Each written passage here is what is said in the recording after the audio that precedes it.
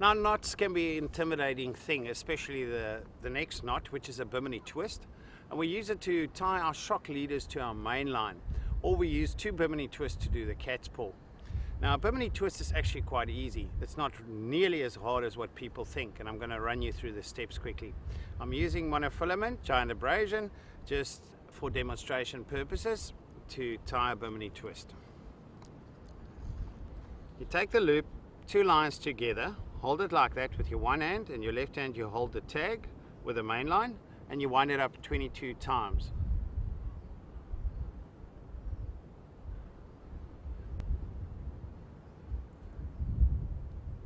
Once you've got 22, you put it over your knee, or some guys put it over their foot. I prefer the knee, it gives me longer tags to work with. You split the 2 all the way down, using your left hand wrapping the main line until it's around your finger and you've got a nice firm grip there. Wet it, make sure your tag ends is nice and long, and I'll tell you just now why we do that. Pull it, wrap it around the left hand so it's nice and tight, put your finger there, you've wetted, and then you can do it neatly all the way to the bottom. Hold it with your fingers nice and tight, and use a half hitch just to lock it. Wet the half hitch and pull it tight. Now you can do a couple of half hitches. I do double half hitch, which I wrap it around twice like that. Pull it down, wet it, pull it tight, and do it again over both. Wet it, pull it tight, and then you can lock it again with one half hitch. Wet it and pull it tight. Now that's your Bimini twist. 3 tag ends that it leaves you with. Now you can choose, there's 2 purposes for the Bimini twist. It's either to use this loop to do a cat's paw, in which case I'll just cut the tag end off. If I'm using it to tie my shock leader, I will use 3 tag ends, all 3. And that's what we're going to do first. We're going to use all 3 and cut them.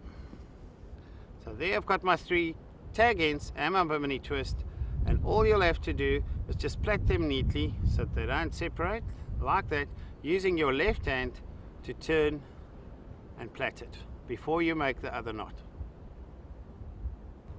Alright, next up I'm going to show you guys how to do an Albright or improved Albright using a Bimini twist where I've left all 3 tags. This just gives extra shock and absorption in the knot so that it strengthens your knot. You've got 3 tags and you've got the spring-loaded Bimini, which gives it an additional stretch. So when you want to do an Albright, first things first, I will plait the 3 tag ends. Using your left hand to turn it, you just hold the 3 tags and it plaits it nicely. Now taking your leader in your left hand, you form a loop. Not a big loop, just like that. You hold it together and you take all 3 tag ends through. You wrap it 1, 2, 3 times and back on itself. 1, 2, 3 times. Now the thing with the improved Albright is you have to take the tag ends exactly the same way out as which you brought them in, like so. Now, very important about an Albright, if you don't do it this way, an Albright will not serve you well.